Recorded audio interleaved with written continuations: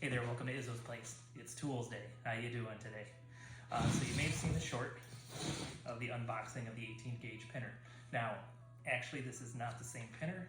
It is the same model, however. So that pinner's up north, I'm down in Florida working. So we'll do the review using this. I'll show you all the features. So 18 gauge pinner. These are what the pins look like.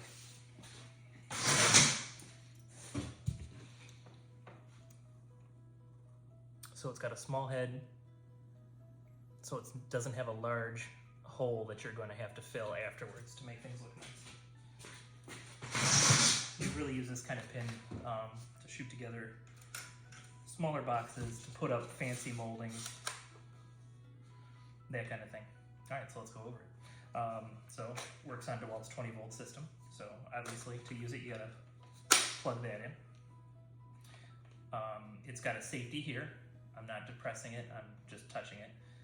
So in order for this to shoot, you have to be able to push against the material and then pull the trigger. Of course, it's got the nice LED work lights, like most tools seem to have these days. Let me find a scrap of wood. Should have been smart enough to do that earlier.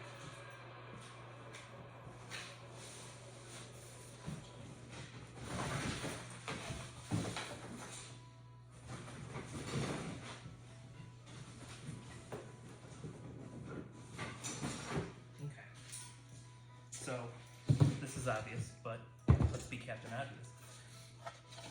So you got two pieces of wood that you want to put together. This is your tool to do that. Now this nail that I'm going to put through there is going to barely poke through.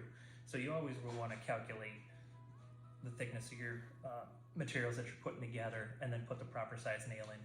So that way you don't have what I'm about to do. All right, so you can see. Maybe you can't see. It is hard to see in there. Let me flip it around. Okay, there we go. Now you can see it better. So that nail was too thick for what I did. That nail was 1 1/8 inch thick, long rather. And my materials are 15, 16 inches deep. So that's why it came through. So that's something you always have to pay attention to when you're working with this kind of tool. All right, the way that you load it is on the clip. It's got a button here that you push in. That allows that to open and gives you access to where the nails go.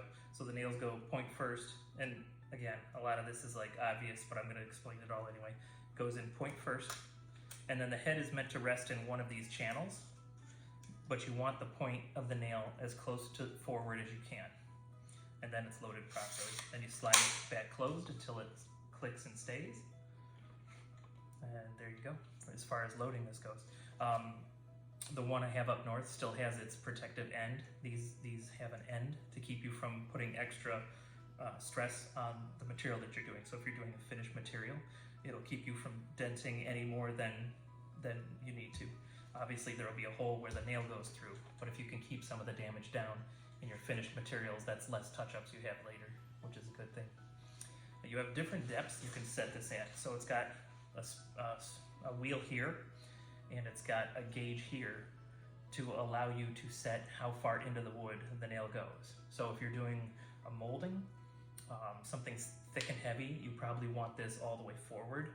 I take that back. All the way back is the deepest you can go with the nail, and so that way you got a nice deep hole, it's holding securely, and then you got plenty of area to put in your putty or your fill or whatever you're using.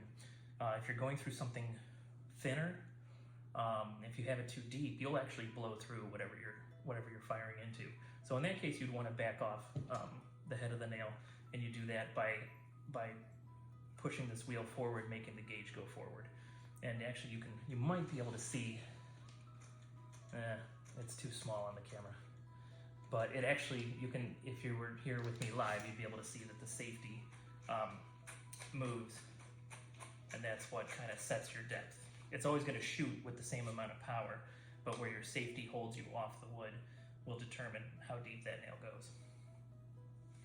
It does have a safety, so when you're carrying it around the job site, you have a safety, so you can't pull the trigger by accident.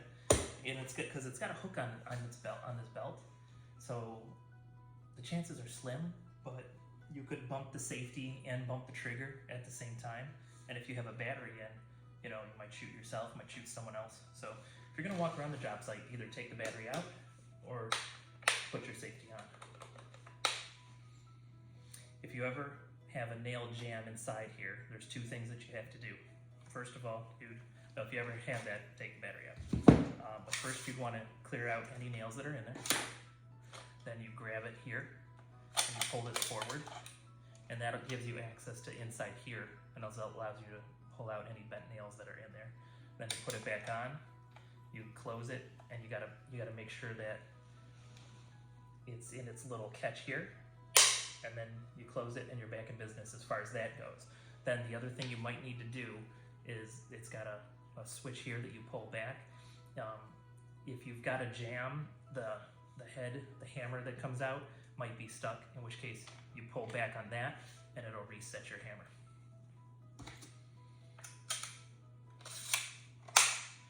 Okay, what else do we got?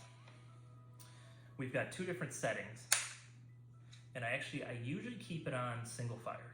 Actually, I just noticed that I was on bump fire. Let me show you the difference.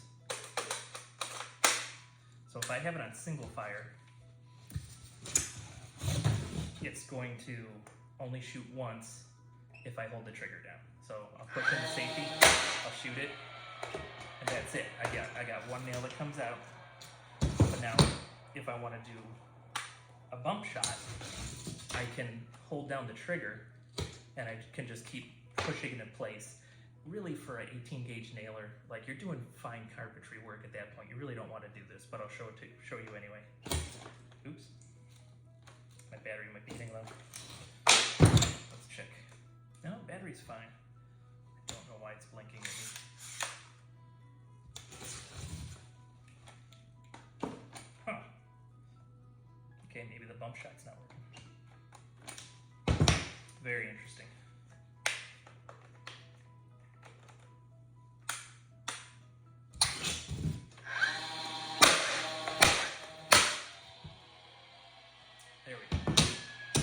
So I personally can't see a reason ever to have this particular tool on bump shot, but it is something that you can do if you need it. It's really a simple tool. That's everything I got for you. If you have any tips or tricks that you've done with this tool before, let me know in the comments below. You'll see that on many of my job sites. And of course, I love this battery-powered one. It's a bit heavy. But I like not having an air hose and a compressor that I have to drag around with me. That's all I got for you today. Thanks for hanging out for a few minutes, and we'll see you next time you're hanging out at Izzo's Day, especially on Toolsday.